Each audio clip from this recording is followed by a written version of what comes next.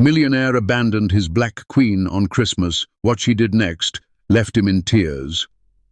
Hello, beautiful souls. Welcome back to Alcote Stories, where emotions come alive and every love story leaves a mark on your heart. I'm so glad you're here today. Before we dive into today's powerful and emotional story, I have a quick question for you. Where in the world are you watching from? And what time is it there right now? Type it in the comments. I love seeing how far our Alcote family reaches. So grab a warm drink, sit back and open your heart, because this story will stay with you long after the final words. Let's begin. Zariah Bennett stood at the altar in a satin white gown that shimmered beneath the golden chandelier of the Whitaker Estate's grand ballroom, her heart pounding with a mix of nerves and hope, while across from her stood Logan Whitaker, the man who looked more like a statue carved from ice than a groom embracing love. His blue eyes held no warmth, only the pressure of legacy and obligation as he clasped her hand with the stiffness of a man shaking on a business deal. For Zariah, this day was a dream wrapped in silence. She had adored Logan from afar, enchanted by his elegance, his commanding presence, his quiet power. But for Logan, it was a merger. His father demanded the alliance with Zariah's influential adoptive family to strengthen corporate ties, and so he said, "I do," without once letting his eyes linger with meaning. The moment they were pronounced husband and wife, applause echoed. But not once did Logan lean in for a kiss, not even a rehearsed one for the guests. Zariah smiled politely through the night, her fingers curled around his arm as cameras flashed, but deep inside, a storm of loneliness began to brew. Their wedding night was no fairy tale. Logan disappeared into the guest wing of the estate, claiming exhaustion, while Zariah sat at the edge of their shared bed, untouched, makeup still on, waiting for a knock that never came. Days turned into weeks, weeks into months. Every morning she would rise early to prepare his favorite breakfast, things she'd researched obsessively: strong black coffee, soft-boiled eggs, toast with raspberry jam. But he rarely looked up from his phone, muttering a dry thanks, if anything.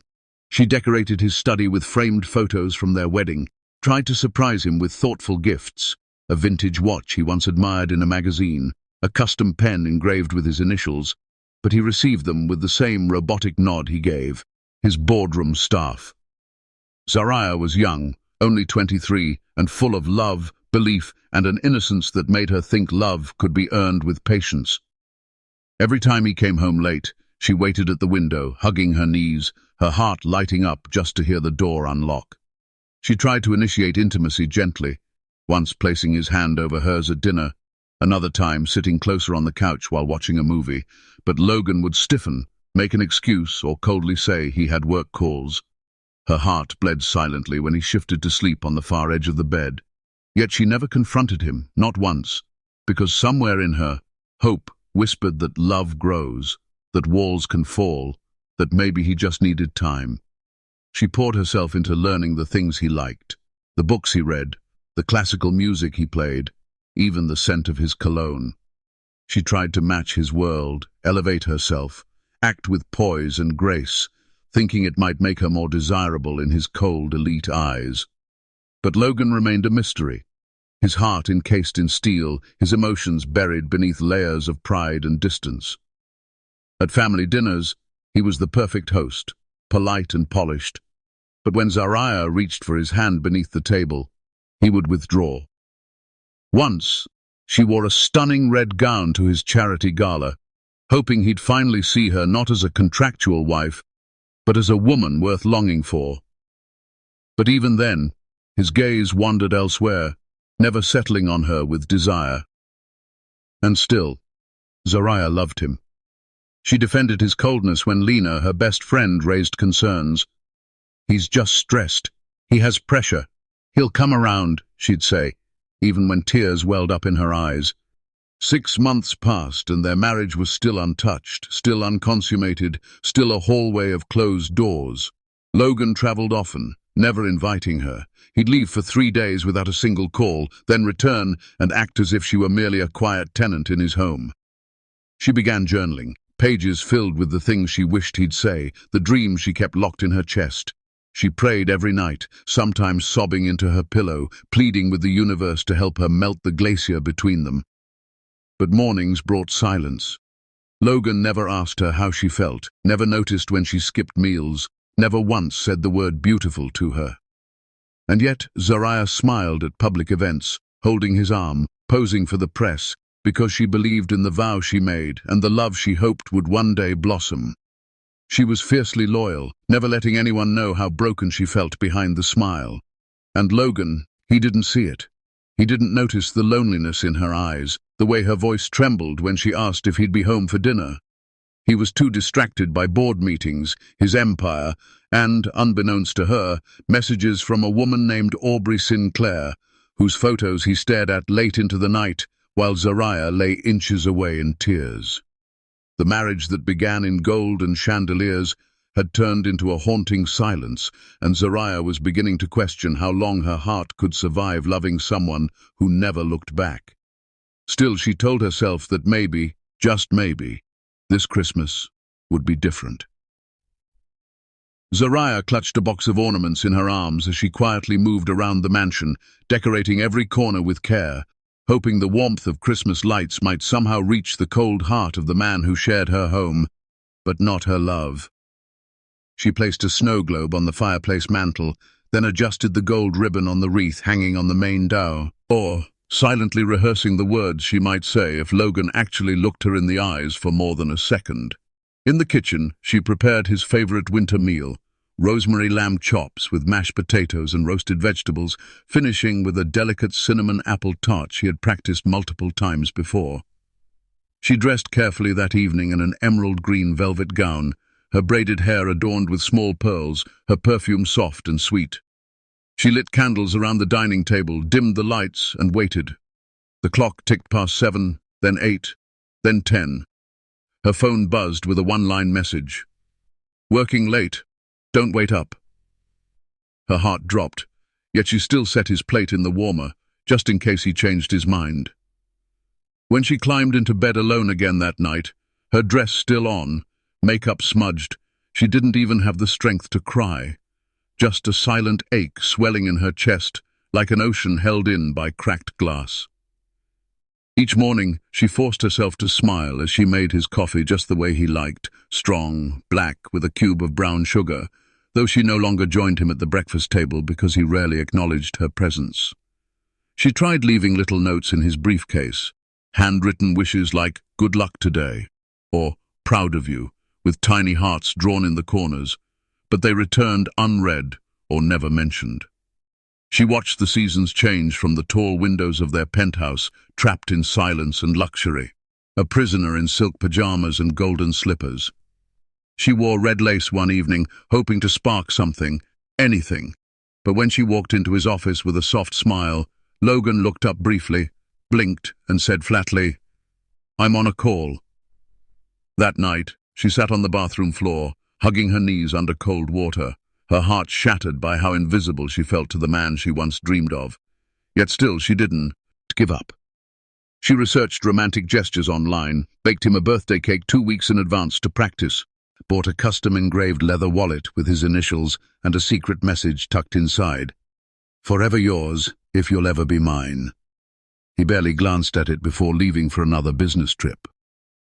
On Valentine's Day, she wrote a letter filled with her feelings, how she longed for his touch, how she would give everything just to be loved back, and she left it on his nightstand beneath a small gift box containing a bracelet with their wedding date. The letter remained unopened for weeks. Zariah tried music, dancing alone in the living room in hopes he might see her joy and be drawn to it, but Logan always walked past, his mind elsewhere. One evening she cooked a candlelight dinner on the rooftop garden, fairy lights twinkling, soft jazz playing, the wind gentle. But Logan sent his assistant to cancel, claiming a last-minute dinner with investors. Zariah stood there for hours anyway, watching the food grow cold under silver lids as her hope melted into grief. When she started skipping meals, not out of protest but sheer exhaustion, no one noticed.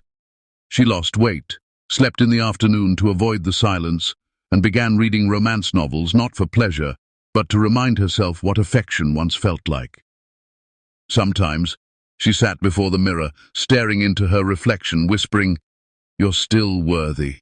You're still beautiful. You still matter," because she had to become her own comfort. She tried intimacy again, once gently resting her head on his chest while he watched TV, only for him to shift away and say, "I'm not in the mood." She stared at the ceiling that night, wide awake, wondering if he had ever truly been in the mood for her. She began walking the city alone, sitting on benches and watching strangers hold hands, wondering what she lacked. Once, at a bookstore, a kind old lady complimented her smile, and Zariah nearly cried, because it had been so long since anyone said something kind to her face. She spent her 24th birthday alone with a single cupcake and a candle, pretending someone would sing. She called Lena just to hear a friendly voice, but she never told her the full truth. She didn't want pity, only strength. When Logan returned from yet another trip without asking how she'd been, she bit her tongue instead of screaming. She still ironed his shirts, kissed his cheek as he left, even when he barely turned his head. Once, he brought home a lipstick stain on his collar, and though it wasn't hers, she simply washed it out in silence. She tried to keep the garden blooming, to keep the library clean, to keep her soul from falling into the cracks of the cold marble floors that lined the hallways she walked alone. She whispered affirmations daily. Maybe tomorrow he'll see me. Maybe tomorrow he'll care. But tomorrow always came wearing the same disappointment. And yet, Zariah never stopped trying. Because when love lives in a faithful heart, it clings not to how things are, but to what they might still become. The scent of cinnamon and cloves floated through the penthouse as Zariah stood by the window, watching soft snowflakes fall against the backdrop of New York City's glowing skyline, her heart still clinging to a fragile hope that maybe this Christmas, just maybe, would be different. She had spent the entire week planning it all with trembling anticipation, a candlelit dinner on their rooftop, a playlist of his favorite instrumental tracks, and a handwritten letter she'd rewritten 12 times to finally say how much she yearned to be seen, to be touched, to be loved. She wore a silky maroon gown that kissed her curves gently, her braided hair adorned with gold cuffs, and her soft brown eyes shimmering with anticipation as she lit every candle and set the table herself. The golden plates sparkled under the delicate, a glow of fairy lights, and she placed a small gift box beside Logan's seat, inside. Bought a custom-engraved leather wallet with his initials and a secret message tucked inside. "Forever yours, if you'll ever be mine." He barely glanced at it before leaving for another business trip. On Valentine's Day, she wrote a letter filled with her feelings, how she longed for his touch, how she would give everything just to be loved back, and she left it on his nightstand beneath a small gift box containing a bracelet with their wedding date. The letter remained unopened for weeks. Zariah tried music, dancing alone in the living room in hopes he might see her joy and be drawn to it, but Logan always walked past, his mind elsewhere. One evening she cooked a candlelight dinner on the rooftop garden, fairy lights twinkling, soft jazz playing, the wind gentle. But Logan sent his assistant to cancel, claiming a last-minute dinner with investors. Zariah stood there for hours anyway, watching the food grow cold under silver lids as her hope melted into grief. When she started skipping meals, not out of protest but sheer exhaustion, no one noticed. She lost weight, slept in the afternoon to avoid the silence, and began reading romance novels not for pleasure, but to remind herself what affection once felt like. Sometimes, she sat before the mirror, staring into her reflection, whispering, "You're still worthy. You're still beautiful. You still matter," because she had to become her own comfort. She tried intimacy again, once gently resting her head on his chest while he watched TV, only for him to shift away and say, "I'm not in the mood." She stared at the ceiling that night, wide awake, wondering if he had ever truly been in the mood for her. She began walking the city alone, sitting on benches and watching strangers hold hands, wondering what she lacked. Once, at a bookstore, a kind old lady complimented her smile, and Zariah nearly cried, because it had been so long since anyone said something kind to her face. She spent her 24th birthday alone with a single cupcake and a candle, pretending someone would sing. She called Lena just to hear a friendly voice, but she never told her the full truth. She didn't want pity, only strength. When Logan returned from yet another trip without asking how she'd been, she bit her tongue instead of screaming. She still ironed his shirts, kissed his cheek as he left, even when he barely turned his head. Once, he brought home a lipstick stain on his collar, and though it wasn't hers, she simply washed it out in silence. She tried to keep the garden blooming, to keep the library clean, to keep her soul from falling into the cracks of the cold marble floors that lined the hallways she walked alone. She whispered affirmations daily. Maybe tomorrow he'll see me. Maybe tomorrow he'll care. But tomorrow always came wearing the same disappointment. And yet, Zariah never stopped trying. Because when love lives in a faithful heart, it clings not to how things are, but to what they might still become. The scent of cinnamon and cloves floated through the penthouse as Zariah stood by the window, watching soft snowflakes fall against the backdrop of New York City's glowing skyline, her heart still clinging to a fragile hope that maybe this Christmas, just maybe, would be different. She had spent the entire week planning it all with trembling anticipation, a candlelit dinner on their rooftop, a playlist of his favorite instrumental tracks, and a handwritten letter she'd rewritten 12 times to finally say how much she yearned to be seen, to be touched, to be loved. She wore a silky maroon gown that kissed her curves gently, her braided hair adorned with gold cuffs, and her soft brown eyes shimmering with anticipation as she lit every candle and set the table herself. The golden plates sparkled under the delicate, a glow of fairy lights, and she placed a small gift box beside Logan's seat, inside. A compass pendant engraved with, "Wherever you go, come back to me." Her heart beat nervously as the hour approached, every passing minute tightening her chest like an invisible rope. Then her phone buzzed, and her fingers froze as she read the message. "Business emergency. Don't wait up." The words sliced through her like a blade dipped in ice. She stared at the screen, blinking away tears that blurred the letters, her lips parting in disbelief, her body stiffening as the heat drained from her face. She didn't move for several minutes, the silence of the apartment growing louder than any scream. Then slowly, she walked to the dining table and sat down alone, lighting the last candle anyway, refusing to let go of the illusion that love might still arrive. But across town, in a 5-star suite high above the city's bustling lights, Logan was anything but alone. He stepped out of a black luxury car with Aubrey Sinclair on his arm, tall, statuesque, dressed in a backless emerald gown that shimmered like envy itself. The concierge greeted them by name, escorting them to a presidential suite draped in opulence. Inside, champagne chilled on ice, and rose petals were scattered across a king-sized bed with silk sheets the color of midnight. Logan removed his coat with a smirk, watching Aubrey twirl slowly, her heels clicking softly on marble, her laughter light and seductive. She poured him a glass of champagne and whispered into his ear as they toasted to new beginnings. While Zariah sat miles away, wiping silent tears with the sleeve of her dress, Aubrey lit candles that lined the edge of the jacuzzi, where Logan soon relaxed, his arms resting on the sides, his eyes admiring her curves as she lowered herself into the water beside him.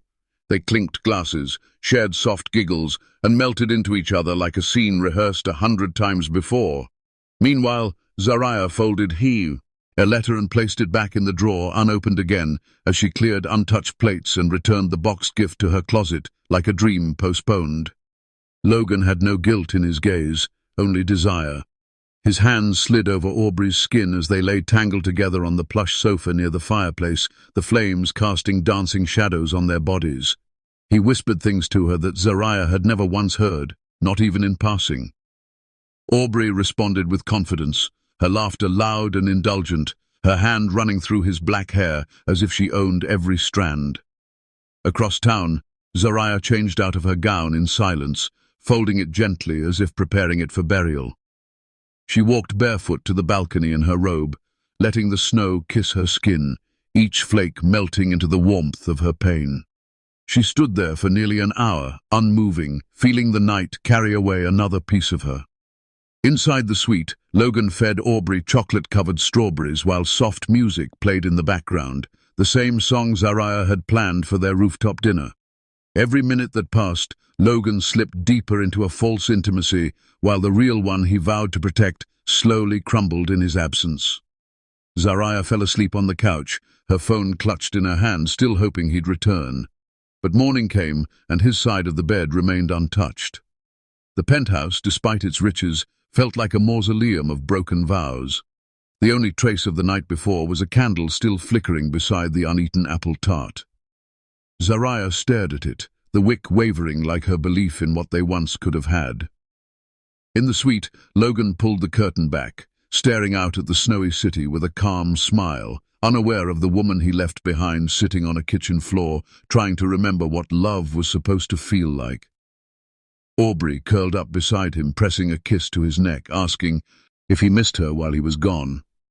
Logan murmured something sweet, something he had never said to his wife. As the city awakened to Christmas morning joy, children tore open presents, lovers cuddled under blankets, and church bells rang across Manhattan. But for Zariah, the only sound she heard was the echo of her husband's absence, reverberating in every hallway of the mansion that looked like paradise and felt like a prison. She walked to the mirror and stared into it, mouthing silently, "You don't deserve this." She began to pack a small bag, not of clothes, but of dignity. Somewhere deep inside, something had cracked, not loud, not visible, but powerful. Logan, wrapped in silk sheets and sin, had no idea that the night he shared with his mistress would become the final straw in a story he would regret for the rest of his life. Logan sat back on the velvet lounge chair, swirling a glass of vintage champagne between his fingers as the soft glow of candlelight painted golden shadows across the luxury suite's marble walls, the fireplace crackling gently as warmth wrapped around the room like a secret. Aubrey, dressed in a satin robe that barely clung to her frame, moved gracefully across the Persian rug, her eyes locked on his with playful seduction. The air smelled of roses and firewood, and jazz music whispered from a hidden speaker, setting a rhythm slow enough to melt even the coldest night. Logan watched her with admiration, not just for her beauty, but for how effortlessly she moved through his world without demanding his soul. She sat beside him, her bare legs brushing his, and traced a finger along his jawline, murmuring, "You're always somewhere else, but here, you're mine." He smiled, allowing her words to sink in like warm honey. They clinked glasses, toasting to a night free of expectations, free of responsibility, free of the haunting silence that waited for him at home. Aubrey leaned her head on his shoulder as he wrapped an arm around her, his fingertips brushing lightly over her arm, then her waist, her lurt. Ugh was breathy and soft as she whispered something naughty, and he chuckled, not out of love but out of intoxication, of the moment, the atmosphere, the thrill. They stood, bare feet moving in slow rhythm to the gentle music, and began to sway near the fireplace, his hands finding her hips, hers resting on his shoulders. They danced like they had all the time in the world, like this was the only truth that mattered. She looked up at him, her blue eyes mirroring the reflection of the fire, and whispered, "Do you ever miss her?" Logan paused for a split second before replying with a kiss, one that silenced every question, one that told her not to ask again. He wasn't thinking of Zariah. He wasn't thinking of the vows he had taken or the woman who waited for him in a gown soaked with candlelight and tears. In this suite, he had recreated an illusion, a world where he wasn't a husband, where guilt didn't knock, where pleasure had no consequences. Aubrey led him to the couch beside the fire, curling up against him, her fingers stroking the back of his neck, her lips brushing his ear with sweet nothings that sounded like devotion but tasted like escape. He ran his hand along her back, tracing the curve of her spine through the silk as she whispered promises he'd never hold her to. The heat of the fireplace mirrored the heat rising between them, not from depth, but from desire, not from love, but from distraction. They shared soft kisses, lips pressing slowly, deliberately, savoring each touch like it had weight, when in truth, it was hollow. Aubrey leaned back, letting her robe slip slightly as she looked into his eyes and said, "No one makes me feel the way you do." Logan smiled faintly, not because the words meant anything, but because they were exactly what he wanted to hear. She pulled a blanket around them and nestled closer, her head against his chest, fingers tracing meaningless shapes on his skin as he stared into the fire. There was no resistance, no hesitation, no guilt strong enough to reach through the haze of desire he had wrapped himself in. In another corner of the city, Zariah cried herself to sleep on a cold couch. But in this suite, Logan let his guard down for another woman's arms, let his lips speak a language he never once dared offer his wife. He whispered Aubrey's name like a song, slow and indulgent, never once realizing how false it all was, how empty.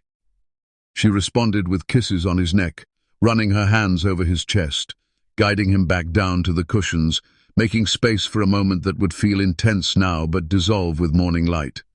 They shared whispered laughter, clumsy jokes, forehead touches, the kind of intimacy that looked real from the outside but was void of soul. The hours passed like scenes from a movie, perfectly lit, beautifully acted, but built on nothing but desire and illusion. Outside, snow began to pile against the windows, but inside, heat rose from both fire and skin, their bodies tangled beneath the flickering lights of artificial romance. When they finally fell asleep, limbs intertwined, Logan exhaled like a man at peace, forgetting the woman he left behind in silence. Aubrey smiled in her sleep, unaware she was merely a momentary escape from the responsibilities he ran from. The room was quiet, except for the soft hum of music still playing, and in that false paradise, Logan believed, just for a night, that this was happiness, blind to the truth waiting to crash into him like a tidal wave. Zariah sat in the living room, curled up on the velvet couch beneath the dim glow of Christmas lights, trying to convince herself that Logan's absence was truly work-related, despite the ache clawing at her chest. Her phone buzzed, breaking the thick silence, and when she saw Lena's name flashing across the screen, a small smile curved her lips. Lena, her childhood friend, now a hotel waitress in Midtown, always called her on holidays. "Merry Christmas," Zariah said softly, trying to inject cheer into her voice, but Lena's hesitant tone on the other end made her sit up straighter. "Z, I wasn't sure if I should call you," Lena whispered nervously, "but I saw someone at the hotel tonight, someone who looked a lot like Logan." Zariah's heart skipped, a chill creeping into her bones as she gripped the phone tighter. "You're mistaken," she said too quickly, shaking her head as if Lena could see her denial. "Logan had a business emergency. He flew out of town this morning." There was silence on the other end, thick and suffocating. "Z, he didn't leave town. He checked into our presidential suite just a few hours ago. With a woman, a blonde woman. They—" Lena's voice cracked. "They looked close, intimate." Zariah's heart thundered in her ears. "No, he wouldn't do that. Not on Christmas. Not to me." But doubt was already unfurling in her chest like poison. "I didn't want to believe it either," Lena said. "I still have access to the hotel's security feed. Z, do you want me to show you?"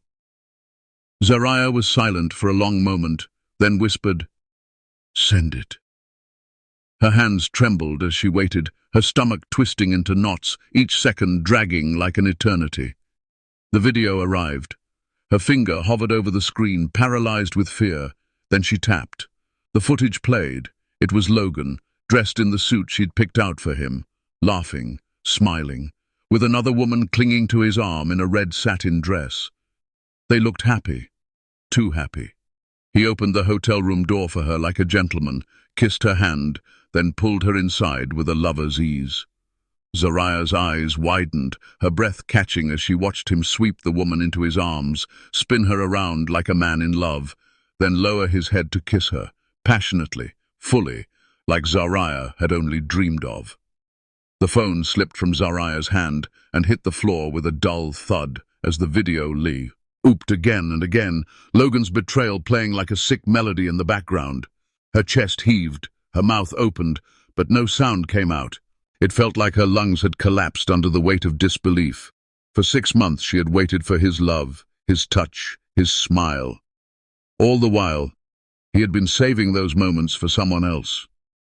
The reality crashed into her like a freight train, her loyalty, her patience, her dignity, all mocked in a single recorded moment. She stood up, stumbling toward the window as tears streamed down her cheeks, her vision blurring with pain. The snow outside fell gently, blanketing the world in white, but inside, her heart was a storm of betrayal. She clenched the window frame, her fingers digging into the wood as sobs racked her body. "Why, Logan?" she gasped. "What did I do to deserve this?" She thought of the meals she cooked, the thoughtful gifts, the late nights waiting just to hear the door open, hoping he might finally look at her like she mattered. None of it had reached him. None of it had touched his heart. He had given it all to someone else, and worse, on Christmas night. Zariah fell to her knees, hugging herself as pain swallowed her whole. Lena called again, but she couldn't answer. She couldn't speak. She stared at the floor, at the scattered Christmas wrapping paper, at the little gift she had prepared for Logan, a custom watch engraved with "Forever, Zariah," a forever that now tasted like ash. She picked it up, stared at it, then threw it across the room with a cry so raw it frightened even her. Her innocence had been shattered, her hope buried beneath the weight of proof, but somewhere in the hollow of her heart, beneath the agony, a flicker of something else began to burn, not hatred, but resolve. Her tears slowed, her breathing steadied. The woman who had once clung to hope now began to see clearly. She had given her heart to a man who never wanted it. Now it was time to take it back. Slowly, she rose to her feet, wiped her face, and walked toward the bedroom, with trembling but purposeful steps. She opened the drawer, pulled out a pen and a blank sheet of paper, and began to write. Not to beg, not to plead, but to say goodbye.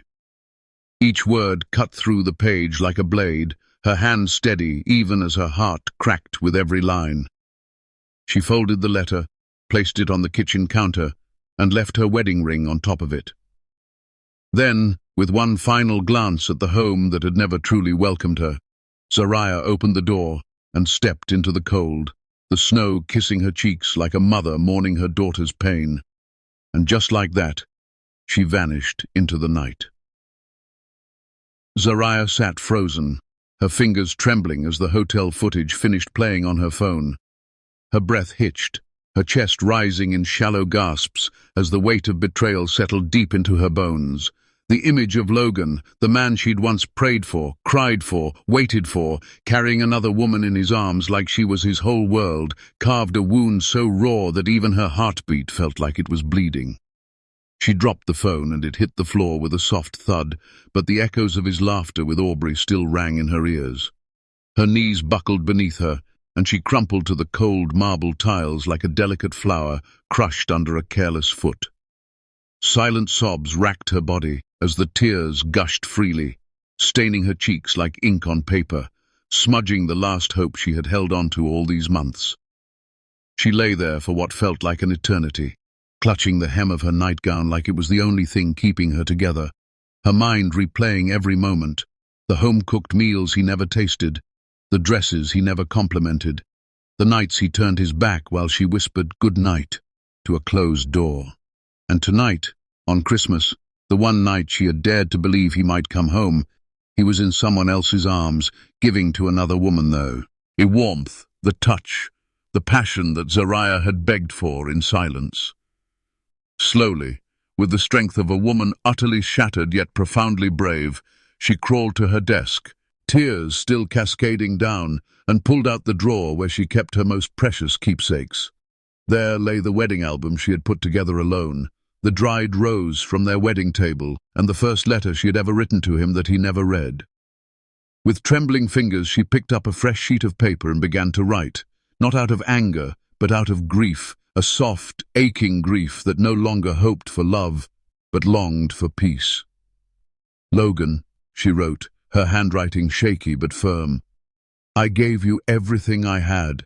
I tried to be the light in your darkness, the calm in your storm, the loyal shadow that stood beside you even when you didn't see me. But tonight, I finally saw the truth. I was just a name on a document, a wife on paper, while she was the one who held your heart.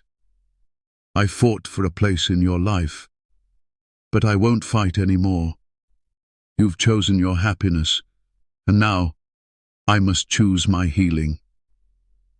The ink blurred slightly where a tear kissed the page, but she kept writing until her truth was fully spoken. She folded the letter gently, pressing her lips to it as though saying goodbye one last time, and placed it carefully on his pillow. Then she removed her wedding ring, the one she had never taken off even in her sleep, and placed it atop the letter, its cold metal gleaming under the dim bedside lamp. The apartment felt unfamiliar now, like a museum of broken dreams and unanswered prayers. She walked into the closet and packed only a small bag, taking nothing that reminded her of him. Not the necklace he never noticed, not the scarf she wore on their anniversary he forgot. Just her strength, her dignity, and the silent scars no one else could see. She paused by the front door, looking back one last time at the home that was never truly hers, whispering under her breath, "May you find what you were searching for, even if it was never me."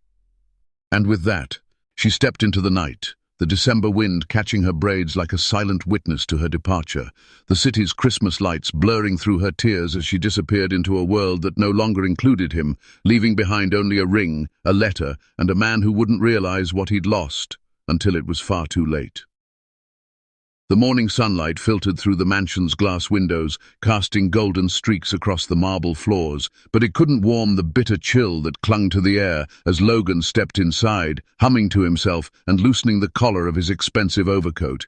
He looked around, expecting the usual aroma of fresh-baked muffins or the soft creak of Zariah's slippers approaching, her gentle voice greeting him with innocent hope. But the silence was deafening, heavy, unnatural. "Zariah?" he called, chuckling faintly, thinking she might be playing one of her rare, playful games. But no answer came. Only the ticking of the antique wall clock replied. And that's when his eyes fell on the mahogany dining table. There it was, her delicate wedding ring resting alone in the center of a folded letter, its paper edges wrinkled and soaked with dried tears. Something inside him twisted, a sensation he wasn't used to. For the first time, the walls of his emotional fortress cracked. He reached for the letter, but his hands trembled, fingers brushing the imprint her tears had left behind. As his eyes scanned her handwriting, every word a knife, he felt the weight of her pain pour into his chest. "I waited, Logan. I hoped. I prayed. I tried to be enough." Her words bled into his soul, revealing all the hurt he had ignored, the nights she cried in silence while he lived in selfish pleasure.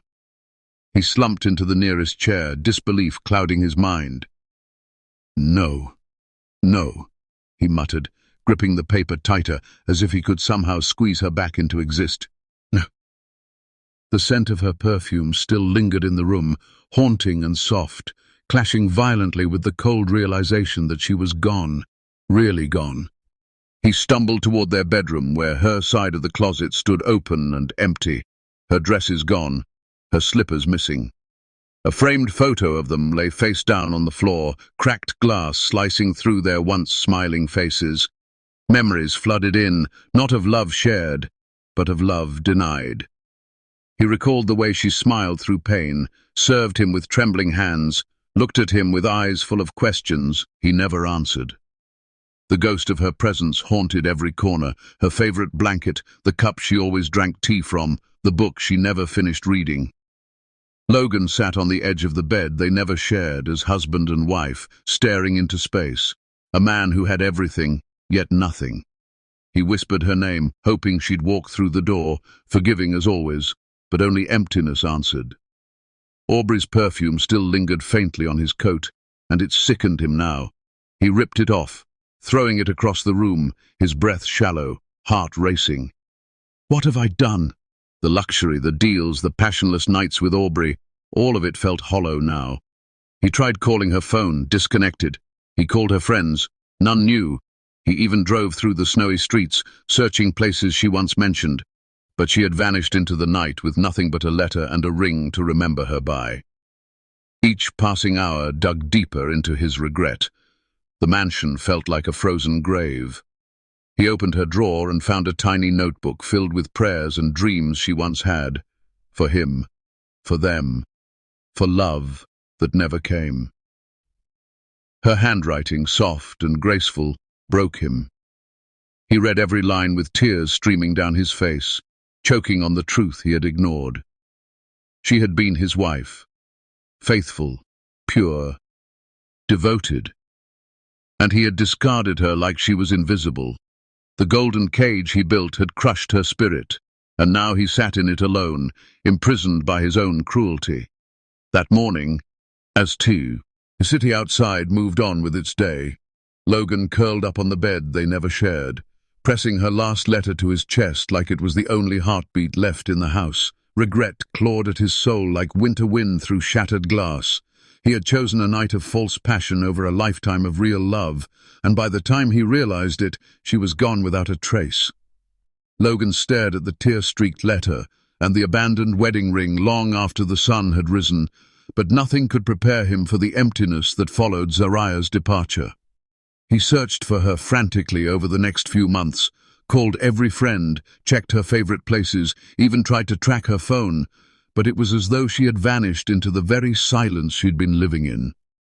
Eventually, Logan buried her memory beneath luxury vacations and late-night drinks, convincing himself that she had been a passing phase, a mistake born of pressure and business expectations. Aubrey moved in not long after, and life returned to its polished, public perfection, red carpets, business galas, and luxury dinners. But at night, when the parties ended and the spotlight dimmed, the silence in the master bedroom reminded him of soft sobs he once ignored, of brown eyes he never truly looked into. Aubrey's laughter filled the penthouse, yet it never wrapped itself around his soul the way Zariah's quiet presence once had. Still, he pushed forward, holding onto the lie that he'd made the right choice. 3 years passed like a blur, success piling on success, and with them came mounting pressure from the media and business associates to finally make it official with Aubrey. Logan agreed, though his smile felt brittle when the engagement ring slid onto Aubrey's perfectly manicured finger. The wedding plans began swiftly, grand, extravagant, and trending across social media. Celebrities RSVP'd, venues were scouted, and the guest list was curated with surgical precision. Still, Logan felt a quiet dissonance under the surface, a strange itch he couldn't scratch. As the wedding day neared, he felt flashes of doubt, like the dress rehearsal where he stood at the altar and for a split second imagined Zariah walking down the aisle instead of Aubrey. He brushed it off, calling it nostalgia or guilt, but it lingered. When the invitation cards were finally printed and sent, Logan stared at his name next to Aubrey's for a long time, his chest tightening for reasons he couldn't articulate. The night before the wedding, he sat alone in his home office, sipping whiskey, scrolling mindlessly through old emails until he froze. An unopened message from Zariah from years ago, with the subject line, "Thank you for teaching me how strong I am." His finger hovered over it, but he couldn't bring himself to open it. Not yet. Not with vows looming just hours away. The wedding day dawned bright and picture-perfect, with paparazzi camped outside the glass cathedral and stylists buzzing like bees around the bride. Logan looked flawless in his designer tux, but the moment he caught his reflection, a frown crept across his face. He looked the part, but something inside him felt fractured. As the clock ticked toward the ceremony, a strange anxiety climbed his chest like a slow fire. He chalked it up to nerves, nothing more. But deep down, in the quietest part of his soul, the part he'd spent 3 years silencing, something was stirring. Something he couldn't name, but that felt an awful lot like fear. Just as the officiant's words echoed, "If anyone objects," the air shifted like a silent warning, and all eyes turned as the grand ballroom doors creaked open with slow, commanding force, revealing a breathtaking vision none expected. Zariah. She stood poised like royalty, cloaked in elegance and dignity, her glowing brown skin wrapped in a white and gold gown that shimmered beneath the chandeliers. Her hair, braided intricately like a crown, swayed gently with each step as she glided forward, her heels clicking like thunder in the stunned silence. She wasn't alone. Flanking her were two suited security guards, and behind them a small wave of stunned media, cameras already flashing, microphones extending like eager fingers. Logan's mouth fell open. The color drained from his face, as if he'd seen a ghost who returned not to haunt, but to reign. Aubrey's confident grip on his arm weakened, and her smirk faltered into confusion. The crowd gasped, phones began recording, and whispers turned into tremors of curiosity. But Zariah wasn't there to beg or weep. Her eyes held storms, but her lips curved with quiet power. She held her head high, like a queen who'd built her empire from ashes. She paused just 10 feet away, her gaze fixed directly on Logan. "I object," she said, her voice steady, velvety, and amplified by every heartbeat in the room. "Not because I want him back, but because the world deserves to know what a man like this did to a woman like me." Gasps rippled through the room like waves against marble, and even the officiant took a step back. Logan tried to speak, but words choked in his throat. Zariah reached into her purse, pulling out a folded copy of the tear-stained letter she had once left on the table, the same one that marked the night she vanished. "He left me on Christmas," she continued, her voice unshaking. "Lied, cheated, made me feel invisible. And while I wept alone with a shattered heart, he toasted champagne with this woman." She pointed gently to Aubrey, who now stood frozen, her cheeks flushed with heat. "I rebuilt myself," Zariah added. "And unlike both of you, I did it without destroying anyone." The silence turned electric, heavy with shame and awe. Logan took a step forward, eyes glistening with confusion, guilt, and fear, but Zariah raised a hand to stop him. She wasn't here for reconciliation, only revelation. "You buried me," she whispered. "But I wasn't a seed. I was fire." Then she turned gracefully, giving the cameras one last look at the strength pain had birthed in her, and began to walk out, her gown trailing like justice. The guests began clapping slowly, then louder in awe of her courage. Some cried, some filmed, and Logan, now standing alone at the altar, watched everything he once took for granted vanish in front of the world. The wedding never continued. Aubrey pulled away, whispering something bitter as she fled the stage. Logan didn't follow. He couldn't. His past had just walked in, stood taller than his shame, and walked back out without looking back. And Zariah? She didn't shed a tear. Her heels clicked louder this time as she exited, like victory marching out of the fire, unburned, unbroken, and unforgettable. The room fell into a deafening silence as Zariah stepped fully into the grand ballroom, her heels echoing like war drums against the marble floors, the golden embroidery of her regal white gown catching the crystal chandelier's light like fire. Fierce, brilliant, undeniable. Logan's throat tightened, and Aubrey's fake smile froze like a cracked porcelain mask. Every guest spinning around in their seats, eyes widening, mouths ajar, as murmurs rippled like waves crashing against years of buried guilt. Zariah's security parted the stunned crowd with professional calm, while media cameras clicked, flashed, and rolled, having been invited not just as spectators, but as witnesses to justice. Logan stumbled forward, stammering her name like a man choking on his sins. But Zariah raised her hand, calm, composed, untouchable, and the projector behind her lit up with a single powerful image. The hotel footage, crystal clear, of Logan lifting Aubrey in his arms that Christmas night, kissing her like his vows never mattered, like Zariah was disposable, like she had no soul. Gasps erupted from the crowd, whispers turned to outrage, some guests shaking their heads, and disbelief, while others rose in discomfort, unsure where to look.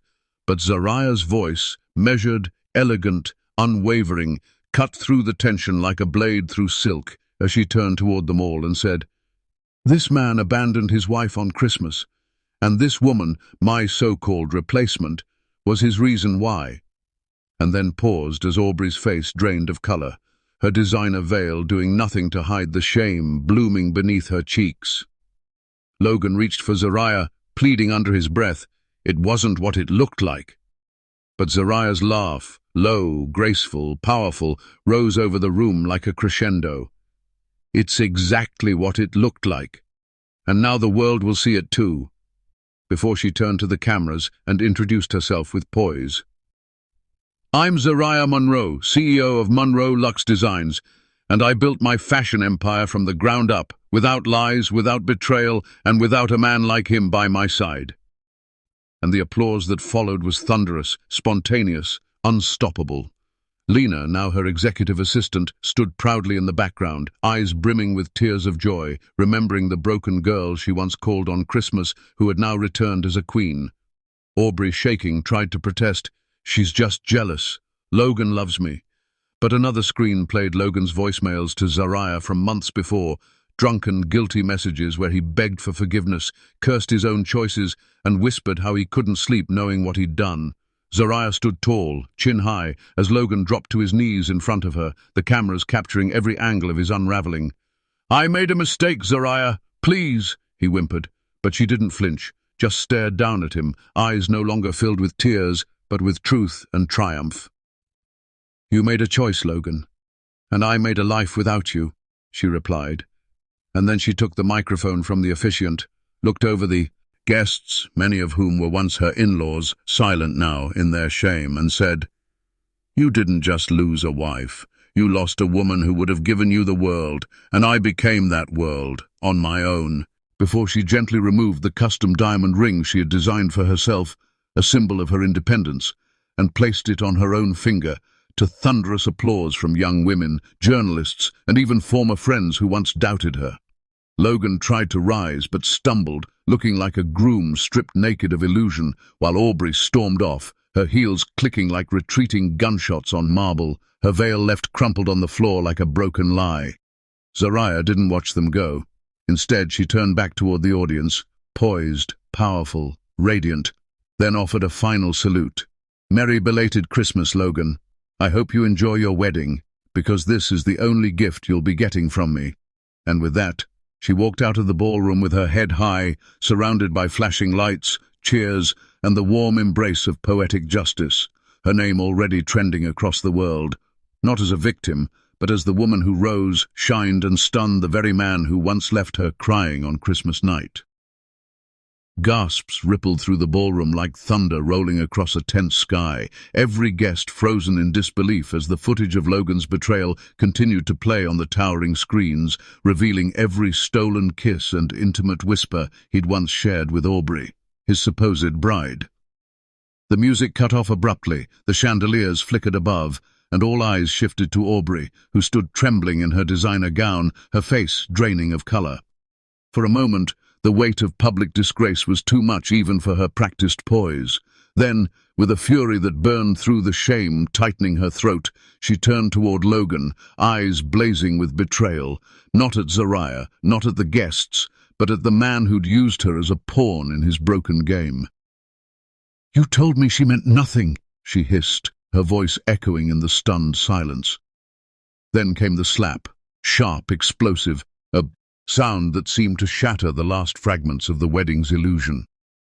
Logan stumbled back, holding his cheek, but the sting of her palm was nothing compared to the rising wave of humiliation washing over him like a tidal wave, hot and endless. Gasps turned to murmurs. Cell phones were lifted, live streams ignited, and hashtags trended within seconds. #Zariah returns, #Mistress Unmasked, #Wedding Disaster. Aubrey stormed past the floral arches, tearing off her veil and flinging it to the floor like a badge of dishonor, leaving Logan standing alone beneath the altar's gold canopy, a groom abandoned not once, but twice, once by love and now by lies. His fingers trembled as he reached for the microphone, hoping to say something, anything, but his voice caught in his throat, drowned by the piercing sound of silence and judgment. Zariah, radiant in white and gold, watched it all with a calmness earned from pain, heartbreak, and years of relentless resilience. She didn't gloat, she didn't smirk, Instead, she simply turned, her chin high and her back straight, and began walking toward the grand doors of the ballroom. Every heel click echoed like a drumbeat of triumph, measured, confident, untouchable. Security escorted her gracefully, and the media swarmed, hungry for words from the queen who had just dethroned her betrayer in front of high society. But Zariah said nothing. Her silence roared louder than any headline. Logan's knees buckled as he watched her vanish through the doors, his past, his mistake, his wife, his only true love, now a legend he could never rewrite. He fell to the floor, wedding roses crushed beneath him, tears mixing with the broken pieces of the future he destroyed with his own hands. The guests began leaving, some in pity, some in awe, while others whispered that they'd never forget this day, a day when truth wore heels, dignity wore braids, and betrayal got what it deserved. As Logan sat amidst the ruin of vows and violins, the cold truth settled into his bones. He had lost a queen, and no crown could ever redeem the fool who let her go. Zariah's words echoed in Logan's ears like a sentence carved into stone, irrevocable, permanent, final. But something about the way her eyes shimmered with uncried tears hinted that maybe, just maybe, she hadn't turned to ice entirely. Days passed, then weeks, as headlines buzzed with her rising power and his public disgrace, yet their worlds collided again when a children's hospital fundraiser extended an invitation to both. Zariah, ever poised, agreed, but not for him. She said yes for the cause, for the children, for the mission. But deep down, a tiny voice whispered that perhaps she was also curious to see what remained of the man who once shattered her. Logan arrived early the night of the gala, dressed in a sharp tuxedo, nervously adjusting his cufflinks, rehearsing words that he knew she probably wouldn't let him finish. When Zariah entered, the room paused, as if time had to catch its breath. Her golden gown shimmered like justice under the spotlight, her braided hair cascading down her shoulders like a queen who knew her throne could never be stolen again. They shared the stage, two souls bound by history, speaking with unity about giving back to the community, and every now and then their fingers brushed when passing the mic, sending small electric shocks of memory through their veins. Cameras flashed, media raved, and yet beneath the glamour, Logan's heart thudded not with excitement, but with remorse wrapped in longing. He tried to steal moments, a soft thank you here, a sincere apology there, but Zariah responded with polite professionalism, never cruelty, never affection, just measured grace. After the event, as guests mingled and champagne flowed, Logan pulled her aside under the floral arch by the courtyard. "I miss you," he whispered, voice cracking. "Not the public image, not the power, just you." Zara's. Zariah looked at him, eyes unreadable, and responded not with rejection, but with something deeper, truth. "I'm not the woman you once broke, Logan. I've become someone who had to mother her own broken heart." The silence between them was louder than any orchestra, but she didn't walk away. She stood there, allowing the silence to breathe. Logan reached for her hand, trembling, not with lust, but with desperation to hold on to something he thought he'd lost forever. She didn't pull away, but she didn't hold on either. "This isn't a love story that gets rewritten with flowers and tears," she said gently. "This is a story that finds its ending through respect, not repair." Logan nodded, tears gathering in his eyes. "So is this closure?" he asked. She smiled faintly, the kind of smile that hides 1,000 memories. "That's for you to decide," she replied. And with that she turned, not out of spite, but with the strength of a woman who found her worth outside of someone else's validation. Logan watched her walk away, not with regret this time, but with a bittersweet acceptance. He knew now that redemption wasn't about winning her back. It was about becoming someone she could be proud she once loved.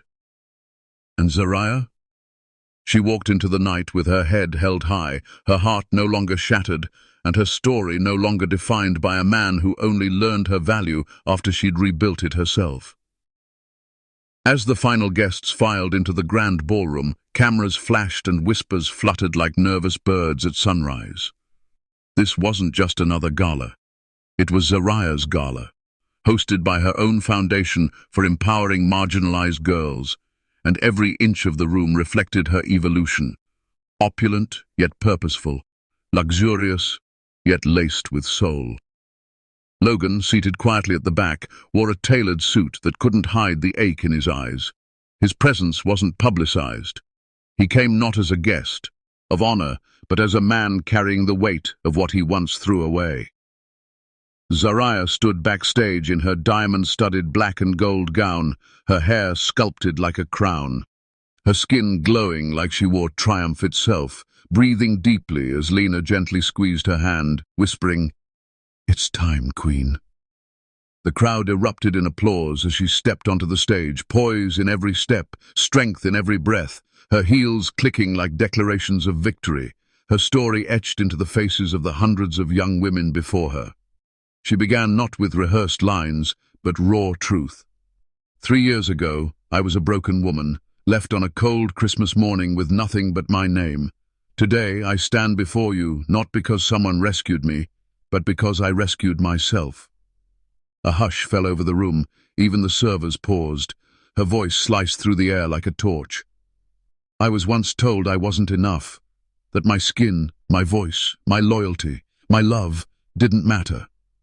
But I learned that day, the only validation you ever need is your own.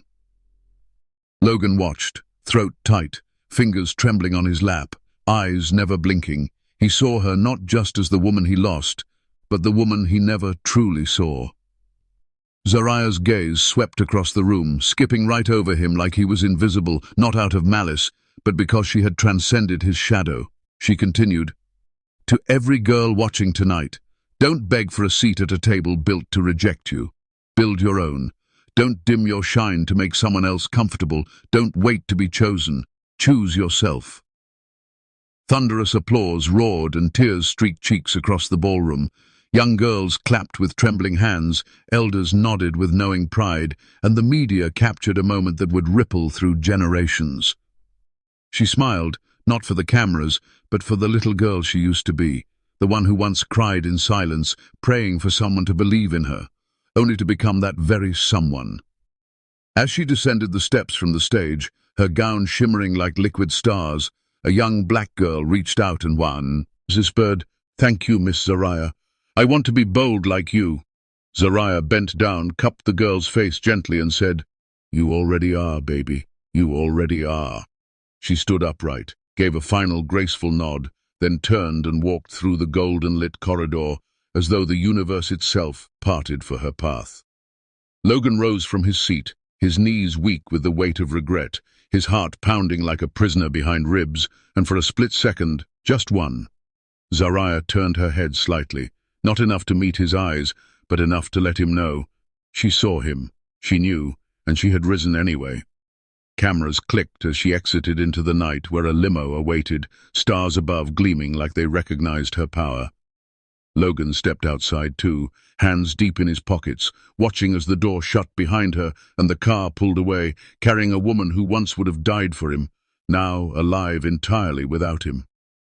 As her taillights faded, he whispered to no one, "She's not just my past. She's my greatest what-if." And inside the limo, Zariah leaned back against the velvet seat, removed her heels, looked out the window at the moon and smiled, not because she won over Logan, but because she won over herself.